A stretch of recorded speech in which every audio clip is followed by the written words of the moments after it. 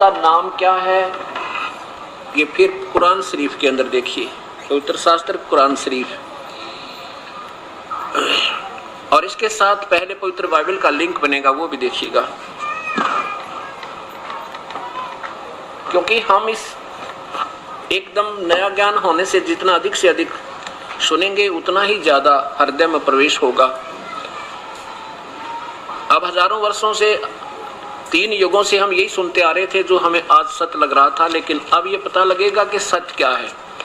पवित्र शास्त्र Bible, India Bible literature, बरका रोड मद्रास, इससे प्रकाशित है। इसमें पहले ही उत्पत्ति के अंदर लिखा है कि परमात्मा ने 6 दिन में सृष्टि रची। विश्व की सृष्टि के 7 दिन, पहला दिन, दूसरा दिन, तीसरा दिन और चौथा दिन, और आगे देखो ये 5वां दिन। और छठे दिन में क्या बताया है कि परमात्मा कैसा है ये भी बता दिया। यहाँ देखिए, फिर परमेश्वर ने कहा हम मनुष्य को अपने स्वरूप के अनुसार अपनी समानता में बनाए, और वे समुद्र की मछलियों और आकाश के पक्षियों और घरेलू पशुओं और सारी पृथ्वी पर सब रेंगने वाले जंतुओं पर जो पृथ्वी पर रेंगते हैं अधिकार रखे। तब परमेश्वर ने मनुष्य को अपने स्वरूप के अनुसार उत्पन्न किया, अर्थात भगवान मनुष्य जैसा है, प्रभु मनुष्य जैसा है, जिसने सबसे पहले सृष्टि रची। आदि मूल परमेश्वर, वो सतपुरुष अकाल मूर्त मनुष्य जैसा है। तब परमेश्वर ने मनुष्य को अपने स्वरूप के अनुसार उत्पन्न किया। अपने स्वरूप के अनुसार परमेश्वर ने उसको 3 बार लिखा लगातार, नर और नारी करके मनुष्यों की सृष्टि की। और फिर उनके खाने के लिए क्या लिखा है? कहीं मांस का प्रावधान परमात्मा की तरफ से नहीं है। आगे कोई इसमें पवित्र बाइबल में कोई आगे आदेश है तो परमात्मा का नहीं, कि फरिश्ते और देवताओं का जो हानिकारक होगा उसको ऑर्डर, उस आदेश को मानने से। फिर परमेश्वर ने उनसे कहा सुनो, जितने बीज वाले छोटे छोटे पेड़ सारी पृथ्वी के ऊपर हैं, और जितने वृक्षों में बीज वाले फल हैं, वे सब मैंने तुम्हें दिए हैं, वो तुम्हारे भोजन के लिए होंगे। बस परमात्मा तो ये आदेश देकर 7वें दिन तख्त पर जा बैठा। बाद में जो अटकलें लगाई गई है किसी कुरान शरीफ में, पवित्र बाइबल में या पुराणों में, ये सब देवों की, फरिश्तों की और या किसी पितरों की अटकलें हैं, वो हमें माननी नहीं है। यह है जितने भी पृथ्वी के पशु और आकाश के पक्षी और पृथ्वी पर रेंगने वाले जीव जंतु हैं, उनमें जीवन के प्राणी, उन सबको खाने के लिए मैंने हरे हरे छोटे पेड़ दिए, और वैसा ही हो गया। अब परमेश्वर ने जो कुछ बनाया था उसको देखा और अच्छा लगा। सांझ हुई, फिर भोर हुआ, ईश्वर का 6वां दिन हो गया। 7वें दिन यूं आकाश और पृथ्वी की उनकी सारी सेना बनाना समाप्त हो गया, और परमेश्वर ने अपना काम जो करता था वो समाप्त किया। 7वें दिन समाप्त किया, और उसे सारे किए हुए सारे काम से 7वें दिन विश्राम किया। और परमेश्वर ने 7वें दिन को आशीष दी, वो पवित्र ठहरा, क्योंकि उसने अपनी सृष्टि की रचना से सारे काम से विश्राम लिया। अब क्या हो गया? परमात्मा तो 6 दिन में सृष्टि रचकर 7वें दिन वो पूर्ण ब्रह्म सतपुरुष अपने विधिवत स्थल पर जाकर विश्राम किया और कानून बना के देंगे। आगे इस काल की कला शुरू होती है। उसने फिर अपनी अटकलों से इस जीव को अटका रखा है, और इसके संविधान, परमात्मा के संविधान तोड़ने तक ये सब दोषी हो जाते हैं। अब देखिएगा, यही कि जिसने 6 दिन में सृष्टि की, 7वें दिन तख्त पर जा बैठा, अब उसका नाम क्या है? अब ये पवित्र शास्त्र कुरान शरीफ और कुरान मजीद ये नाम बताएंगी कि वो परमात्मा कबीर है। और फिर 4 वेद आपके सामने पेश किए जाएंगे। पवित्र शास्त्र, 4 वेद पवित्र, वो बताएंगे वो कबीर परमेश्वर है, और वो हमारे पाप कर्मों को भी काट सकता है, और कोई नहीं काट सकता। अब देखिएगा, ये पवित्र कुरान शरीफ, यह वह इलामी किताब है जिसमें कोई संदेह की गुंजाइश नहीं। इसमें जो लिखा कहते हैं सब सत्य है, कोई संदेह नहीं इसमें। कुरान शरीफ कहाँ से छपी है? शेरवानी संस्करण, प्रकाशक लखनऊ, किताबघर, मौसम बाग, सीतापुर रोड, लखनऊ। और अंदर भी देखिए इसका प्रकाशन, लखनऊ, किताबघर, मौसम बाग, सीतापुर रोड, लखनऊ। इसमें सूरत फुरकानी नंबर 25 में ये स्पष्ट किया है कि वो परमात्मा कबीर है, जिसने 6 दिन में सृष्टि रची और 7वें दिन तख्त पर जा बैठा। है उसका नाम कबीर है। कुरान शरीफ सूरत फुरकानी 25, ये पूरा का पूरा प्रश्न, इस पवित्र शास्त्र का पूरा प्रश्न ज्यों का त्यों है। इसको फिर देवनागरी लिपि में भी ज्यों की त्यों अरबी को भी लिखा है, और फिर इनका अनुवाद भी हिंदी में देवनागरी में किया है। बहुत अच्छी मेहनत की है इस लेखक ने। इसमें लिखा है 52वीं आयत में लिखा है कि फला तुतियल काफिरिन वजाहिदुम बिही जिहादन कबीरन। ये कबीर शब्द है, कबीर, पूर्ण परमात्मा कबीर। अब इसके लिए फिर और प्रमाण आपको साथ देना पड़ेगा कि ये कबीर शब्द है, इसमें कबीरन लिखा है, और ये पवित्र शास्त्र कुरान मजीद में इसको कबीरा लिखा है। इसको कबीर कहो, कबीरन कहो, कबीरा कहो, उस परमेश्वर का पूर्ण ब्रह्म का ही वास्तविक नाम यही है। कुरान मजीद फतेह मोहम्मद खान साहब जलंधरी, प्रकाशक हैं Mohammad and company, Bombay 59, 100 legends, Farid book depot, Delhi 6। इसमें देखिएगा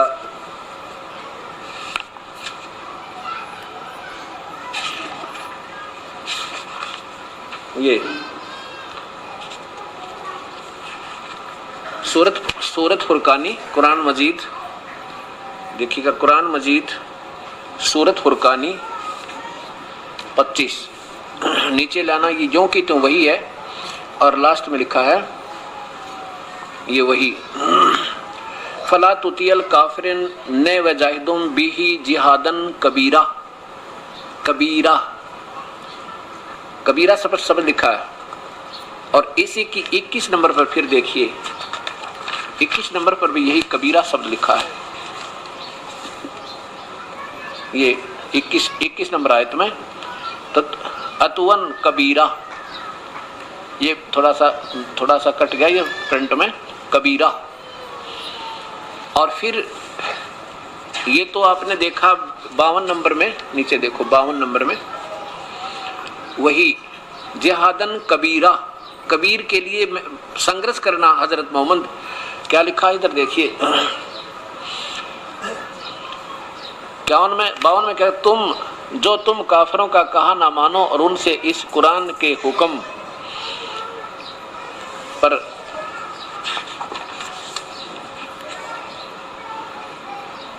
के मुताबिक बड़े जोर से लड़ो नहीं। इन्होंने कबीर का शब्द बड़ा कर दिया, कब वो लिखना था लड़ो नहीं, संघर्ष करो। जिहाद माने संघर्ष होता है। अभी दिखाता हूँ। अच्छा, आगे इसमें 58 और 59 आयत में 68 और ये देखो 68 और ना 58 और 59, 58 नंबर आयत में लिखा है इबादत ही खबीरा, ये कबीरा ही है। इबादत माने पूजा के योग्य, इबादत माने पूजा, इबादत माने पूजा के योग्य, खबीरा यानी वो कबीर परमेश्वर है। और फस अल बिही खबीरा, ये कबीरा है। अच्छा, अब ये जो भी है इसका हमने सिर्फ एक सारांश देखना है। फिर देखिए यही कुरान शरीफ और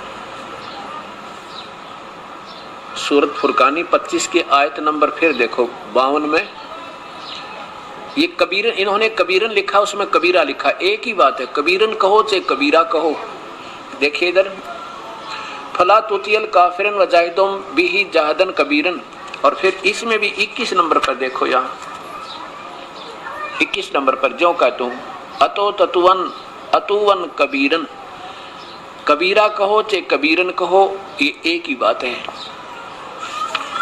इसमें वास्तविक क्या बनता है, जैसे ये कबीरन शब्द है 52 नंबर में, इसका अर्थ क्या दिया इन महापुरुष ने, ए पैगंबर तू काफिरों का कहा न मानना। देखो कुरान शरीफ बोलने वाला अल्लाह कोई और है, जो हजरत मोहम्मद में प्रवेश करके या किसी अन्य पुजारी में प्रवेश करके बोल रहा है या आकाशवाणी करके कह रहा है, और कह रहा है वो अल्लाह जिसको हजरत मोहम्मद अपना खुदा माने, वो किसी और के बारे में कह रहा है कि हजरत मोहम्मद इस कुरान की अंदर जो हम तुम्हें इंस्ट्रक्शन दे रहे हैं, जो हिदायत दे रहे हैं, इनको ऊपर पूरा विश्वास करना। और काफिर लोग हैं वो नहीं मानेंगे कि कबीर परमात्मा है, इस बात के लिए तो उनसे संघर्ष करना। कबीर के लिए, उस कबीर परमेश्वर के लिए, कबीरा परमेश्वर के लिए संघर्ष करना, उनकी बातों में मत आना। और ये वही है, कौन है जिसने सारी सृष्टि रची, जिसने वो 6 दिन में सृष्टि रची, 7वें दिन तख्त पर जा बैठा। देखिए कबीर वही है जिसने 6 दिन में सृष्टि रची, 7वें दिन तख्त पर जा बैठा। अब देखो, अब यहाँ देखो 52-53 नंबर पे ये नीचे आप देख रहे थे कि ए पैगंबर तू काफिरों का कहा न मानना, और इस कुरान की दलीलों से, यानी मैं जो कह रहा हूँ इसके ऊपर भी पूरा विश्वास करके उस कबीर के लिए संघर्ष करो। बस इन्होंने बड़ा शब्द कर दिया, अर्थ कर दिया कबीर का बड़ा। उन्होंने कहा कि कबीर के लिए जोर शोर से, यानी संघर्ष करो, उनके साथ जोर शोर से संघर्ष करो, उनका मुकाबला करो, उनकी बात का मत आना, लड़ना नहीं, ऐसा भगवान आदेश लड़ने का नहीं दे रहे। आगे देखो ये खबीरा 58 में खबीरा, 59 में खबीरन। अभी कुरान मजीद में आपने देखा था वो ये खबीरा और ये खबीरा, दोनों खबीरा ही लिखे थे, लेकिन ये कबीरा है, कबीर है इनका अर्थ। और इनका अर्थ भी इन्होंने बड़ा ही किया है।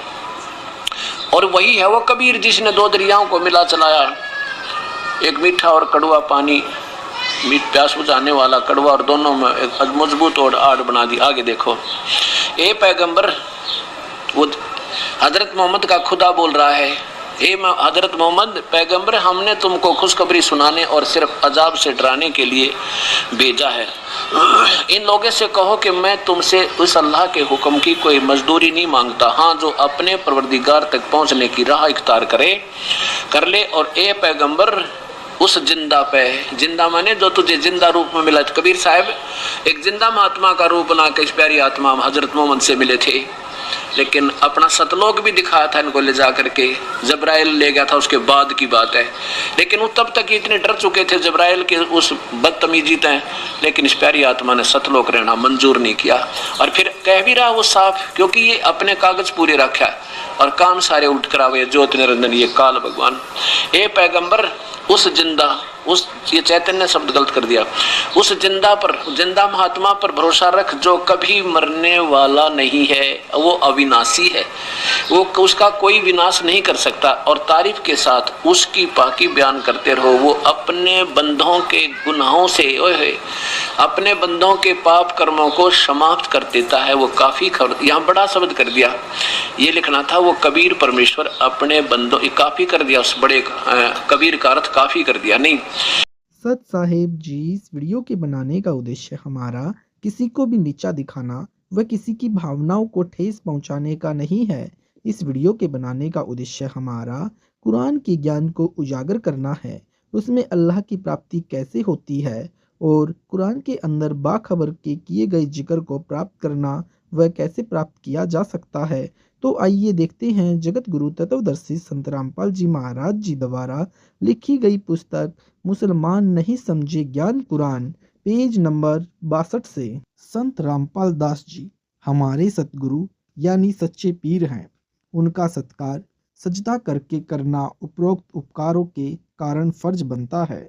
गुरु जी को दंडवत प्रणाम करने का कबीर खुदा यानी परमेश्वर का आदेश यानी हुक्म है, उसको पालन करना अनिवार्य है, नहीं तो शैतान की पदवी मिलेगी। आदेश का पालन करने से जन्नत मिलेगी, इसलिए हम अपने सतगुरु को दंडवत करते हैं। Page number 63। मुसलमान भाई कहते हैं कि हमारे खुदा ने हजरत मोहम्मद जी पर कुरान मजीद का ज्ञान उतारा। हम उस अल्लाह को सजदा यानी सिर झुकाकर जमीन पर रखकर सलाम करते हैं। मुसलमान भाई विचार करें कि कुरान मजीद के ज्ञानदाता ने सूर फुरकान 25 आयत नंबर 52 से 59 में अपने से अन्य खुदा के विषय में बताया है कि जिसने सारी कायनात को पैदा किया वह अपने भक्तों के पाप माफ करता है। उसी ने मानव पैदा किए, फिर किसी को दामाद बहू बनाया, मीठा खारा जल पृथ्वी में भिन्न भिन्न भरा। वह 6 दिन में सब रचना करके 7वें दिन तख्त पर जा बैठा। उसकी खबर किसी बाखबर यानी तत्वदर्शी संत से पूछो। इससे स्पष्ट है कि कुरान मजीद यानी शरीफ का ज्ञान बताने वाला बाखबर नहीं है। मुसलमान भाई उस अल्प ज्ञान वाले को सिर झुकाकर सलाम करते हैं। यदि हम बाखबर संत रामपाल जी को सजदा यानी दंडवत करके करते हैं तो इसमें क्या दोष है? प्रश्न, क्या हजरत मोहम्मद यानी सल बाखबर नहीं है? क्या इनके द्वारा बताई गई इबादत जैसे रोजे, नमाज, ज़कात देना, इनके करने से जन्नत में नहीं जाया जाएगा? स्पष्ट कीजिए। उत्तर, इसका उत्तर यह है कि कुरान की सूरह फुरकानी 25 आयत नंबर 52 से 59 में कुरान का ज्ञान देने वाला अल्लाह स्पष्ट कर रहा है, जिसने सब सृष्टि के सब जीव उत्पन्न किए वह कादर अल्लाह है। उसने 6 दिन में सृष्टि की रचना की, फिर आसमान पर तख्त पर जा बैठा। उसकी खबर किसी बाखबर संत से पूछो। हजरत मोहम्मद जी को तो कुरान वाला ज्ञान था। जब हजरत मोहम्मद का खुदा ही बाखबर नहीं है तो उसका भेजा नबी बाखबर कैसे हो सकता है? जब ज्ञान ही अधूरा यानी इनकम्प्लीट है तो जन्नत में कैसे जाया जा सकता है? जब बाखबर नहीं है तो जन्नत में भी नहीं जाया जा सकता। संत गरीबदास जी ने कहा है कि नबी मोहम्मद नहीं बहिशत सिधाना, पीछे बुला है तुर्काना। अर्थात नबी मोहम्मद ही यानी बहिशत स्वर्ग नहीं गया, उसके पीछे लगकर सब यानी तुर्क मुसलमान यथार्थ भक्ति मार्ग को भूले हुए हैं, वे भी जन्नत में नहीं जा सकते। हजरत मोहम्मद कुरान शरीफ को बोलने वाले खुदा के भेजे हुए पैगंबर हैं, ना कि अल्लाह कबीर के भेजे हुए। इसके लिए आप जी एक नज़र जीवनी हजरत मोहम्मद पर डालें, जिससे पता लगेगा कि हजरत मोहम्मद पाक आत्मा को पूरी जिंदगी दुखों का सामना करना पड़ा। बचपन में ही अब्बू यानी पिताजी, अम्मी यानी माताजी का साया उनके ऊपर नहीं रहा।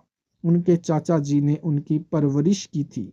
जवान हुए तो 2 बार विधवा हो चुकी खदीजा से निकाह हुआ, वो भी ज़्यादा समय तक उनके साथ न रह सकी। 3 पुत्र तथा 4 बेटी संतान हुई। उनकी आंखों के सामने उनके तीनों पुत्र भी इंतकाल हो को प्राप्त हुए। जिस खुदा की दिन रात सच्चे दिल से इबादत नबी जी ने किया करते थे, उनके बताए कुरान मजीद वाले ज्ञान का प्रचार करने में काफिरों के पत्थर खाए, सिर फुड़वाया, अनेकों यातनाएं काफिरों ने दी, सब सहन करते हुए कुरान का ज्ञान फैलाया। उस सारे संघर्ष तथा उसकी इबादत करने से हजरत मोहम्मद को पूरा जीवन दुखों में गुजारना पड़ा और जीवन के आखिरी क्षणों में भी तड़प तड़प कर इंतकाल को प्राप्त हुए तो आप जी खुद ही अनुमान लगा सकते हो। Page number 64।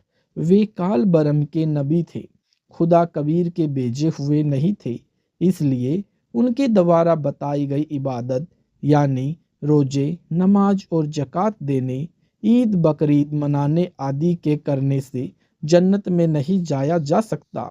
जन्नत में केवल एक कबीर खुदा की इबादत बाखबर संत रामपाल जी महाराज जी की शरण ग्रहण करके इनके द्वारा बताई भक्ति आजीवन मर्यादा में रहकर करके जन्नत में जाया जा सकता है, न कि हजरत मोहम्मद को कुरान ज्ञान दाता अल्लाह की द्वारा बताई गई साधना से। संत रामपाल गुरुदेव जी से निवेदन है कि हम सब मुसलमान धर्म के मौलवियों व अन्य प्रवक्ताओं से ज्ञान चर्चा करते हैं तो वे प्रश्न करते हैं, हम क्या जवाब दें? कृपया मार्गदर्शन करें। उनके प्रश्न इस प्रकार है। प्रश्न, बाखबर किसे कहते हैं, अर्थात कौन होता है? प्रमाण सहित बताइए। रामपाल दास उनको इस प्रकार उत्तर दें। उत्तर, सभी किताबों का इल्म और खुदा की सच्ची इबादत बताने वाले को बाखबर कहते हैं। उसे ही हिंदू समाज यानी धर्म में तत्वदर्शी संत, सिख समाज में वाहिगुरु, ईसाई समाज में मसीहा अर्थात परमेश्वर का जानकार और मुस्लिम समाज में बाखबर कहते हैं। बाखबर ही हमें इस जहान में आकर खुदा कबीर की पूर्ण जानकारी तथा सच्ची इबादत का तरीका बताता है। खुदा कौन है, कैसा है, कहाँ रहता है, ये सब बाखबर ही बताता है। आज वर्तमान समय में बाखबर केवल इस जहान में संत रामपाल जी महाराज है। पवित्र कुरान मजीद से प्रमाण नंबर 1 सुर बकरा 2 आयत नंबर 114। इसमें खुदा को बाखबर बताया गया है।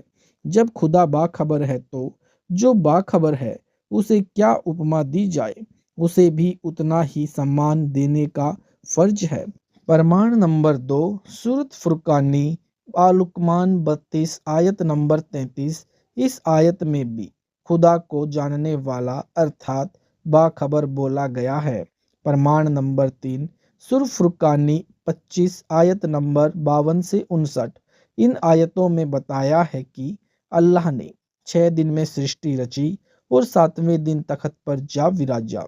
उसके विषय में किसी बाखबर से पूछने के लिए बोला है।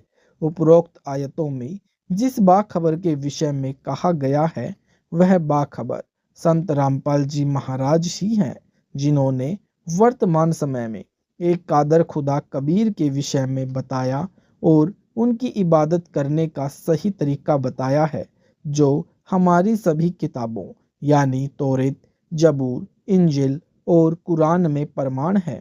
इनसे पहले किसी भी हिंदू गुरु या ऋषि ने तथा पैगंबर ने यह नहीं बताया कि कबीर ही वह खुदा है जिसको हमारी कुरान शरीफ प्रमाणित करती है, चारों वेद प्रमाणित करते हैं। इससे यह साबित होता है कि उस अल्लाह कबीर का भेजा हुआ बाखबर तत्वदर्शी संत रामपाल जी महाराज है। मुस्लिम धर्म के गुरुओं यानी मौलानाओं को पवित्र कुरान शरीफ इल्म यानी ज्ञान न होने के कारण बाखबर मोहम्मद को समझ लिया, जबकि कुरान शरीफ बोलने वाला खुदा यानी काल भगवान खुद मोहम्मद यानी हजरत मोहम्मद को बता रहे हैं कि जिस खुदा ने आसमान और जमीन और जो कुछ इसके बीच में है उसको 6 दिन में बनाया और 7वें दिन ऊपर तख्त पर जाकर विराजमान हो गया। Page number 65। उसके बारे में खुद कुरान शरीफ बोलने वाला खुदा भी नहीं जानता कि वो बाखबर कौन है। यदि मोहम्मद हजरत ही वो बाखबर होते तो कुरान शरीफ बोलने वाला खुदा यानी काल भगवान बाखबर की जगह मोहम्मद हजरत ही नाम बोल सकता था। इससे स्पष्ट होता है कि कुरान शरीफ बोलने वाले खुदा यानी काल भगवान को भी नहीं पता कि बाखबर कौन है। बाखबर वही है जो सच्चे खुदा कबीर की इबादत बताएगा। सभी मुस्लिम समुदाय से प्रार्थना है कि कृपया करके अपने सच्चे बाखबर रहनुमा खुदा का भेजा हुआ वर्तमान में नबी पैगंबर यानी अवतार जो कि संत रामपाल जी महाराज है आएं और जन्नत में जाने का रास्ता इख्तियार करवाएं। इसलिए कुरान मजीद का ज्ञान दाता भी इबादत के योग्य नहीं है, क्योंकि वह बाखबर नहीं है। संत रामपाल दास बाखबर है, इसलिए उनकी दंडवत परिणाम रूप इबादत करते हैं, जो कबीर कादर अल्लाह का आदेश है। बाखबर के बारे में संपूर्ण ज्ञान इसी पुस्तक में पढ़े। संपूर्ण अध्यात्म ज्ञान किसने बताया नामक अध्याय में पृष्ठ नंबर 196 पर नबी मुहम्मद की यानी मेराज आसमान यात्रा पर मतभेद। प्रश्न: कुछ मुसलमान मानते हैं कि मेराज यानी सीढ़ी यानी आसमानों की यात्रा कुछ नहीं है, यह मुहम्मद जी ने स्वप्न देखा था। अधिकतर इसे सत्य मानते हैं। उस समय के व्यक्तियों ने उसे कोरी झूठ माना। मुहम्मद साहिब ने बताया कि जब मैं अकेला खुदा के पास चला तो मैंने 17 पर्दे पार किए। एक पर्दे से दूसरे पर्दे तक जाने का मार्ग 500 वर्ष का था, यानी व्यक्ति को एक पर्दे से दूसरे पर्दे तक जाने में 500 वर्षों का समय लगा। खच्चर जैसे जानवर यानी बुराक पर बैठकर सीढ़ियों से चढ़कर ऊपर गए, आदि आदि बातों को तथा अन्य सब बातें जो मुहम्मद जी ने अपने साथियों को बताई तो हजरत अबू बकर ने तो तुरंत मान लिया, परंतु बहुत से मुसलमानी छोड़ गए। उनको एक बात अधिक खटकी जब मुहम्मद ने कहा कि यह सब इतने समय में हुआ कि जब मैं बुराक पर बैठने लगा तो मेरा पैर पानी से भरे कटोरे को लगा। उसका आधा पानी निकल पाया था। सब आसमानों की यात्रा करके वापिस आकर मैंने उसे रोका और शेष जल बचा दिया। क्या यह सत्य है? उत्तर, जो कुछ हजरत जी ने आसमानों की यात्रा में देखा वह सब सत्य है। जो पानी के कटोरे को पैर लगना, फिर वापिस आकर शेष पानी निकलने से बचाना, कटोरे को सीधा करना, प्रत्येक पर्दे की दूरी 500 वर्ष में तय होने का समय लगना, ऊपर नबियों की मंडली देखना, उनको नमाज अता करवाना, बाबा आदम को हंसते रोते देखना, आदि आदि सब सत्य है। Page number 66। मोहम्मद साहब के मेराज। मोहम्मद साहब मियाँ राज को गए। एक क्षण में ही सारे आकाश का भ्रमण करके नीचे आ गए। नीचे आने पर लोगों से अपना सब हाल कहा। किसी किसी ने तो मान लिया, पर बहुतों ने न माना। सुल्तान रूम ने तो इस बात के ऊपर तनिक भी विश्वास ही नहीं किया। मोहम्मद साहब की बात को बिल्कुल झूठ समझा। बहुत दिनों तक ऐसा ही अविश्वास बना रहा।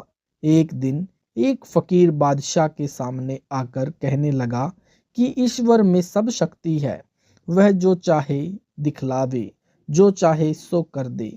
आप मोहम्मद साहब के मियाँ राज पर क्यों नहीं विश्वास लाते?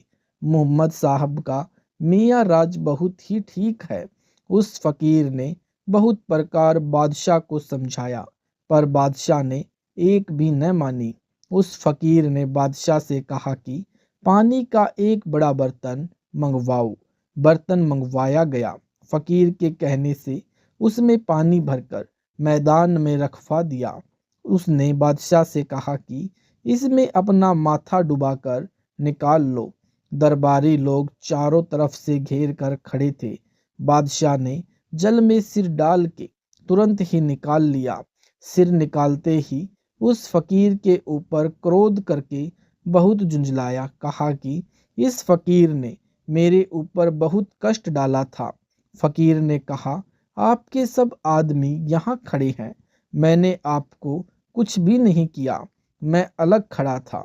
इन लोगों से पूछकर देखिए। लोगों ने भी कहा, हाँ हुजूर, यह फकीर तो अलग ही खड़ा है, इसने कुछ भी नहीं किया। अपने आदमियों की यह बात सुनकर बादशाह को बड़ा आश्चर्य हुआ। कहने लगा कि मैंने जब पानी में सिर डुबोया उस समय देखा कि मैं स्त्री हो गया हूँ। एक मैदान में इधर उधर फिर रहा हूँ, कोई आगे है न कोई पीछे। वहाँ से थोड़े ही दूर पर खेतीहर लोग खेती का काम कर रहे थे। मैं उसी यानी स्त्री के रूप में उन लोगों के पास गया। उन लोगों ने मुझे अकेला लावारिस जानकर अपने गांव में चलने को कहा। वहां पहुंचकर एक युवक के साथ मेरा विवाह कर दिया। मैं उसके साथ रहने लगा। उसी अवस्था में बहुत से लड़के और लड़कियां उत्पन्न हुई, यहाँ तक कि मैं बहुत वृद्ध हो गया। उसी बूढ़ी स्त्री के स्वरूप में एक दिन तालाब में स्नान करने गया। जल में सिर डुबा के बाहर निकलते ही अपने को यहाँ खड़ा पाया और जाना कि मैं सहंसा रूम हूँ। आप लोगों को भी जैसे का तैसा खड़ा पाया। आश्चर्य है कि इतनी ही देर में क्या क्या हो गया। स्त्री होकर बहुत से बच्चे जने, वृद्ध हो नदी में स्नान करने गया, डुबकी मारते ही पूर्व अवस्था में आ गया। यह क्या कौतुक है जो एक क्षण मात्र में ऐसा देखा। उस फकीर ने कहा कि खुदा की कुदरत है, वह जो चाहे सो कर सकता है। तब उस बादशाह को मोहम्मद के कथन पर विश्वास हुआ। प्रश्न, वह फकीर कौन था? उत्तर, वह अल्लाह कबीर था, जो जिंदा बाबा के वेश में थे तथा जो अल खिज्र नाम से भी जाना जाता है। परमात्मा चाहता है कि मानव आस्तिक बना रहे, किसी समय सच्ची भक्ति करके अपना कल्याण करवा ले। Page number 67। पुराणों में प्रमाण है कि एक राजा अपनी बेटी को लेकर ब्रह्मा जी के पास यानी ऊपर ब्रह्मा के लोक में बेटी के योग्य पति पूछने तथा विवाह की तारीख रखवाने के लिए गया। यह त्रेता युग की बात है। त्रेता युग में व्यक्तियों की ऊंचाई 30 फुट से भी अधिक होती थी। त्रेता युग 12,96,000 यानी वर्ष का होता है। यह त्रेता युग के मध्य की घटना थी। वर्मा जी ने कहा कि आप नीचे जाओ, लड़की का विवाह बलराम से कर दो। पृथ्वी का तो युग बीत गया है, यहाँ कुछ क्षण ही बीते हैं। राजा नीचे पृथ्वी के ऊपर आया तो उसके परिवार का कोई व्यक्ति नहीं बचा था। लड़की की ऊंचाई बलराम से बहुत अधिक थी। लिखा है कि राजा हैरान था।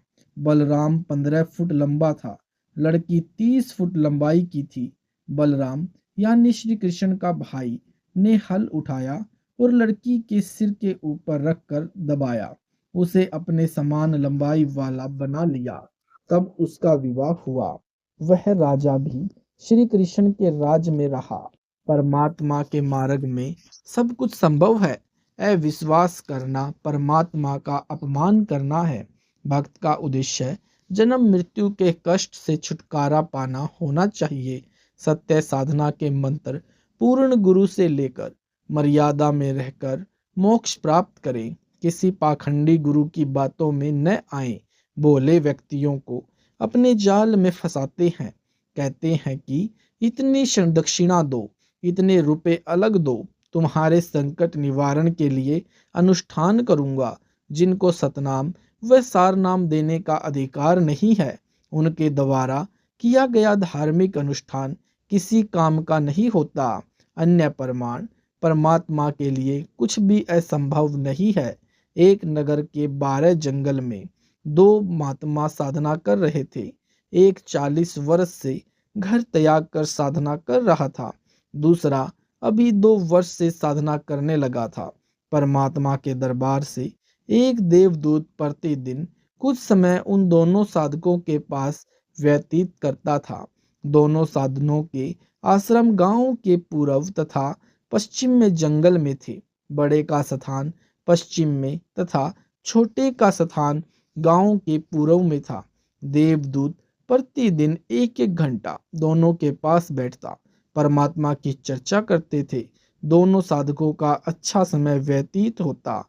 एक दिन देवदूत ने भगवान विष्णु जी से कहा कि भगवान, कपिला नगरी के बाहर आपके 2 परम भक्त रहते हैं। श्री विष्णु जी ने कहा कि एक परम भक्त है, दूसरा तो बनावटी भगत है।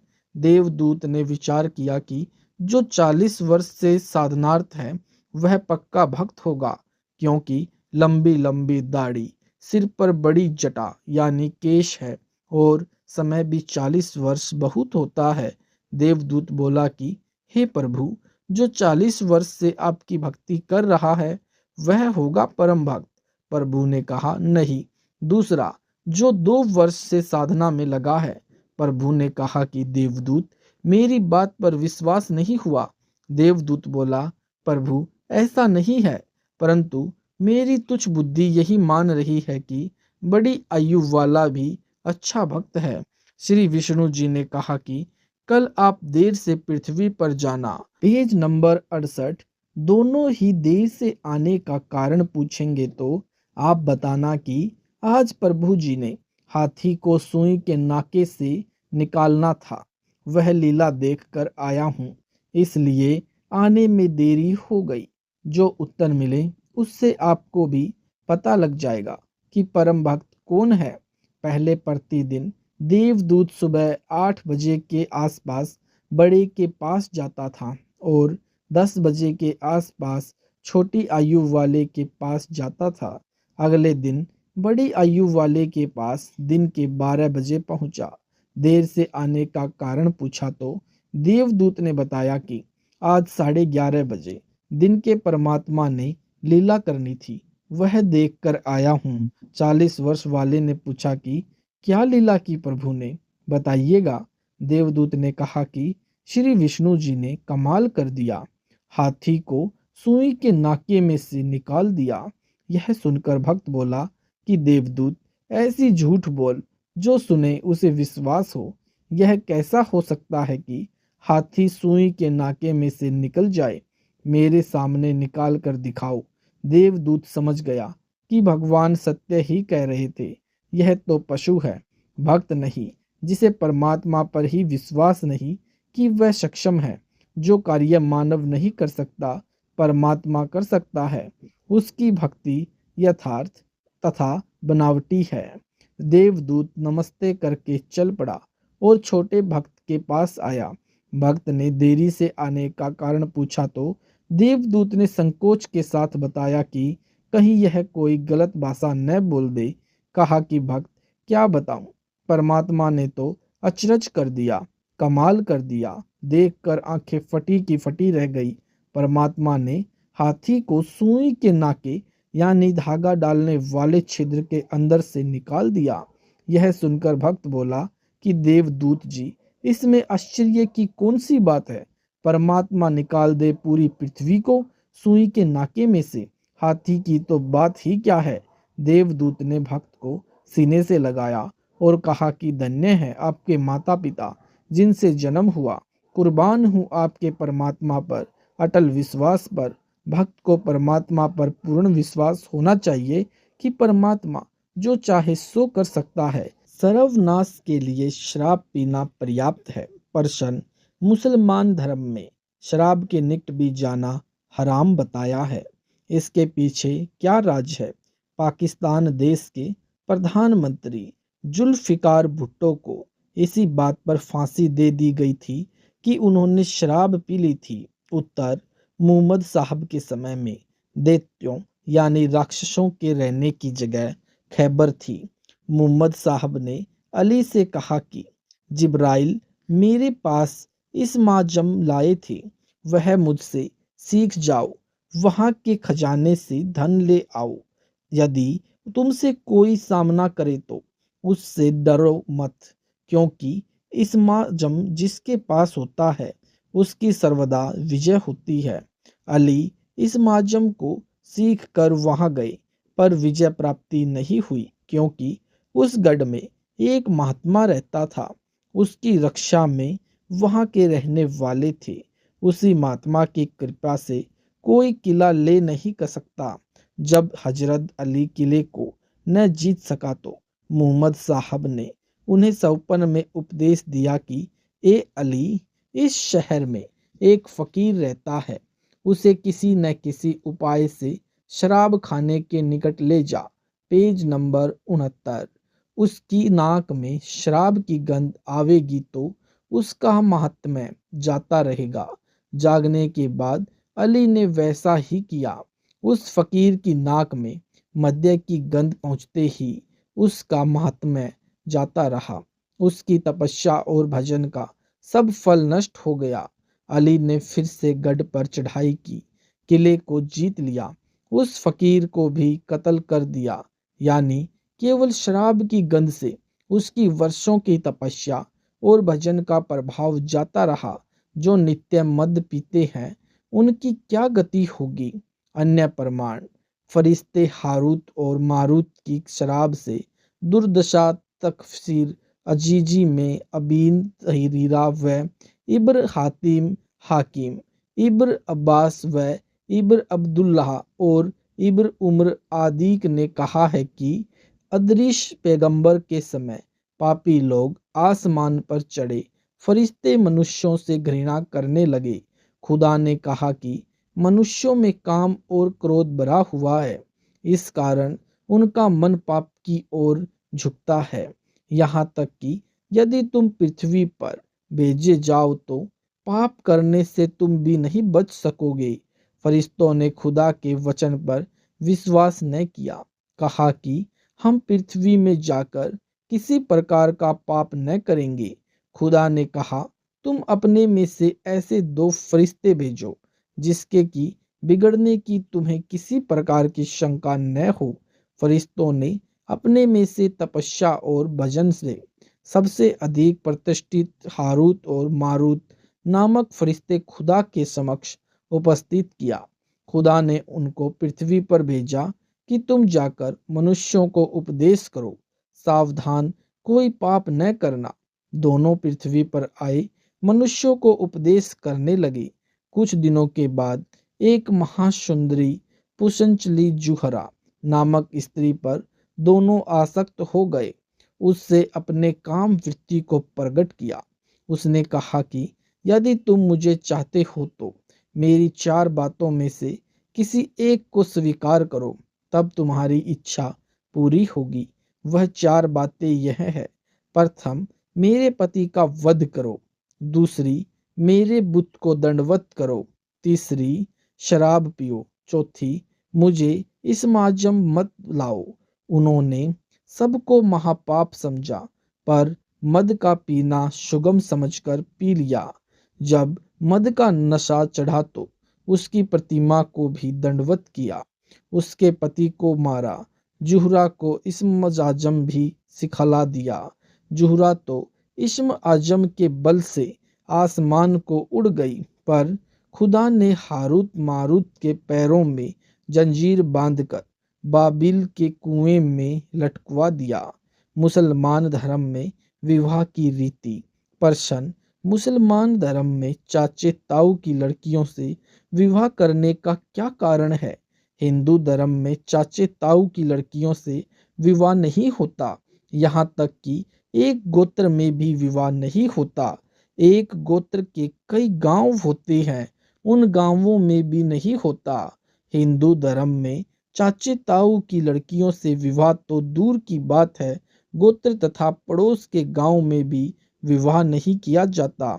माता के गोत्र तथा पिता के गोत्र में भी विवाह वर्जित है। यदि कोई ऐसी गलती कर देता है तो आन शान का मामला बनाकर कत्ले आम हो जाता है। Page number 70। मुसलमानों में चाचे तथा ताऊ की लड़कियों से विवाह करना गर्व की शान की बात मानते हैं, जो हिंदू लोगों की दृष्टि में घृणा का कार्य है। उत्तर: परिस्थितियां अपने अनुकूल चलाती है। पहले हिंदू धर्म में 4 गोत्र छोड़कर विवाह किया जाता था। पिता, माता, दादी, परदादी के 4 गोत्र छोड़े जाते थे। परिस्थितियां बदलती गई। परदादी का गोत्र नहीं छोड़ा जाने लगा, केवल माता का गोत्र अपना और दादी का गोत्र छोड़ रहे हैं। कुछ दादी का गोत्र भी नहीं छोड़ रहे हैं, केवल अपना व माता का गोत्र छोड़ रहे हैं।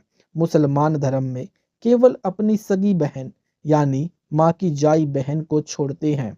चाचा ताऊ की लड़कियां जो बहन ही होती हैं, उनसे विवाह करना अजीबोगरीब लगता है। कारण मक्का शहर में काबा यानी एक मस्जिद का निर्माण पैगंबर इब्राहिम तथा हजरत इस्माइल यानी अलैहिजी ने किया था। उसमें एक प्रभु की पूजा की जाती थी। समय के बदलाव के कारण उसमें 360 बुतों यानी देवताओं की मूर्तियों की पूजा होने लगी थी। उसी मक्का शहर में 20 अप्रैल सन 571 ईस्वी को हजरत मोहम्मद जी का जन्म अरब जाति के मशहूर कबीले कुरैश में हुआ। जब 40 वर्ष के हुए तब नबी ने बने। जो भी कुरान में अल्लाह का आदेश हुआ, उसका प्रचार हजरत मोहम्मद जी लोगों के कल्याण के लिए करने लगे। पुरानी परंपरागत पूजा जो बुत पूजा थी, उसका खंडन करने लगे। एक अल्लाह की भक्ति करना कल्याण कारक बताने लगे, जिसका भयंकर विरोध मोहम्मद जी के कबीले वालों यानी कुरैश वालों ने ही किया। जिन व्यक्तियों ने कुरान का आदेश माना, उनके आज्ञाकारी यानी मुसलमान तथा जो इनकार करते थे, उनको काफिर यानी अवज्ञाकारी कहा जाने लगा। इस्लाम के मानने वालों यानी मुसलमानों तथा विरोधियों के बीच झगड़ा होने लगा। मुसलमान विरोधियों की तुलना में संख्या में बहुत कम थे। हजरत मोहम्मद और उसके अनुयायी मुसलमानों को इस तरह से सताया जाने लगा। तंग आकर कुछ मुसलमानों ने मक्का शहर छोड़ दिया, कहीं दूर हबशा देश चले गए। हजरत मोहम्मद तथा उसके खानदान का सामाजिक बॉयकॉट यानी बहिष्कार कर दिया। 3 साल तक हजरत मोहम्मद के खानदान के लोगों को बहुत मुसीबत की जिंदगी गुजारनी पड़ी। बच्चे भूख और प्यास से बिलखते थे, बड़े लोग पत्ते खाकर वक्त गुजार रहे थे। 3 वर्ष बाद बहिष्कार तो समाप्त हो गया, परंतु मोहम्मद के चाचा अब्बू तालिब तथा पत्नी खदीजा का देहांत इसी दुख के कारण हो गया। मक्का के उत्तर में मदीना शहर था, जिसे पहले यशरीब के नाम से जाना जाता था। मदीना वासियों ने इस्लाम को शीघ्र स्वीकार कर लिया। 53 वर्ष की आयु में हजरत मोहम्मद अपने साथियों व परिवार के साथ मक्का छोड़कर मदीना में जाने लगे। जाते समय भी उनको मारने की योजना विरोधियों ने बनाई। मोहम्मद के घर के सामने विरोधी जमा हो गए कि रात्रि में मोहम्मद के घर में घुसकर कत्ल करेंगे। अल्लाह की कृपा से सब ऊँघने लगे। हजरत मोहम्मद चुपचाप निकल गए। आगे चलकर दुश्मनों के भय के कारण 3 दिन तक अपने मित्र अबू बकर के साथ एक गुफा में गारे सोर में छुपे रहना पड़ा। Page number 71। मदीना में शहर के लोगों ने मुसलमानों व हजरत मोहम्मद को सम्मान व सहयोग दिया।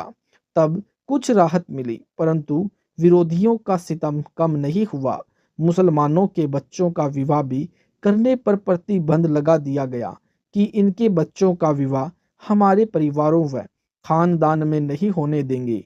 वे लोग मुसलमानों के जानी दुश्मन बने थे, संख्या में अधिक थे। मुसलमानों ने भी अपने धर्म के पालन के लिए जान हथेली पर रख ली थी।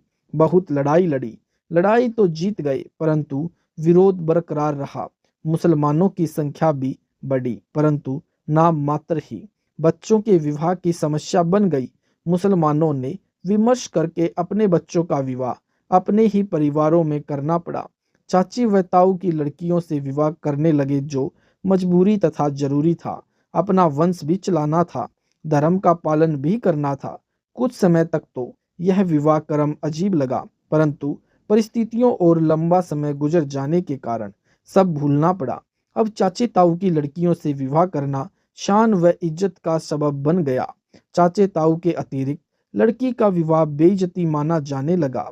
पहले जब कभी 2 मुसलमान स्त्रियां आपस में झगड़ती थी और उनमें से एक चाचे ताऊ के घर की बजाय अन्य घर की विवाही होती थी, तो उसे ताना देती थी कि तू इज्जत वाली होती तो चाचे ताऊ के घर ही रहती। वर्तमान में दूसरे परिवारों व दूर देश में भी विवाह होने लगा है। इस प्रकार मुसलमानों में चाचे तथा ताऊ की लड़कियों के साथ विवाह की परंपरा चली, जो वर्तमान में बड़ी इज्जत का काम है। अन्य कारण हजरत आदम की जीवनी में लिखा है कि उनकी पत्नी हव्वा प्रत्येक बार 2 जुड़वा बच्चों को जन्म देती थी, जिनमें एक लड़का एक लड़की होती थी। वे एक बार साथ जन्मे लड़का लड़की भाई बहन माने जाते थे। दूसरी बार जन्मे लड़का लड़की भाई बहन माने जाते थे। उनका विवाह एक दूसरे की बहन से किया जाता था, यानी प्रथम जन्मी लड़की का दूसरे जन्मे लड़के से किया जाता था तथा दूसरे जन्मी लड़की का विवाह प्रथम जन्मे लड़के से किया जाता था। यह प्रथा विवाह की चली। वास्तव में यह तो भाई बहन का रिश्ता है। मुसलमान धर्म में माता से जन्मे लड़के लड़की यानी भाई बहन का विवाह नहीं होता, चाचे ताऊ की लड़कियों से होता है। वर्तमान में अन्य दूर के परिवारों में रिश्ता होने लगा है, लेकिन चाचा ताऊ में भी विवाह होता है। परिस्थितियां अपने अनुकूल चलती हैं। राजस्थान प्रांत यानी भारत में पाली जिला, जोधपुर जिला की एक जाति के व्यक्तियों में अपनी मामा व बुआ की लड़कियों से विवाह का प्रचलन है। वे अपनी लड़की उसको देते हैं जो अपनी लड़की उनके बेटे से विवाह दे। कारण काल के दूत नकली एक कबीरपंथी संत ने लगभग 200 वर्ष पहले प्रचार प्रारंभ किया था। उसने उन लोगों को अपनी पहले वाली पूजा छोड़ने को कहा, विष्णु जी की पूजा करने की प्रेरणा की। जिन्होंने उस संत से दीक्षा ली, उनको वैष्णव कहा जाने लगा। Page number 72। उस क्षेत्र के उन्हीं लोगों की जाति वालों ने उन वैष्णवों का बहिष्कार कर दिया। उनके बच्चों का विवाह भी अपनी कौम में करना बंद कर दिया। तब वैष्णवों के सामने मुसीबत खड़ी हो गई। उन्होंने अपनी बुआ तथा मामा की लड़कियों से विवाह करना पड़ा, जो रिश्ते में बहन होती, यानी अट्टा सट्टा अदला बदली करने लगे। अपनी लड़की का बुआ के लड़के से तब विवाह करते हैं जब बुआ अपने लड़की का विवाह उनके लड़के से यानी भाई के लड़के से कर देती है या वायदा कर लेती है। नकली गुरु ने कबीर जी के नाम से साधना भी अधूरी यानी काल वाली बताई। ऊपर से दुर्गति और करवा दी जो वर्तमान तक परेशानी का सामना कर रहे हैं। ऐसी परंपरा मजबूरी की देन होती है। वक्त गुजर जाने के बाद गलानी नहीं रहती क्योंकि सब उसी परंपरा का निर्वाह कर रहे होते हैं। भक्तजन समाज की मर्यादा से अधिक आत्म कल्याण को महत्व दिया करते हैं जो समाज के लोगों के साथ विवाद का कारण सदा से बनता आया है। सत साहिब जी ये थे जगत गुरु तत्वदर्शी संत रामपाल जी महाराज जी के मंगल अमृत पर वचन। अगर आपको यह वीडियो अच्छा लगा है तो इस वीडियो को ज़्यादा से ज़्यादा लाइक करें, शेयर करें, कमेंट करें और यूट्यूब पर हमारे चैनल सतलोक इन संत रामपाल जी महाराज जी चैनल को सब्सक्राइब जरूर करें। सत साहिब जी मिलते हैं अगली वीडियो में।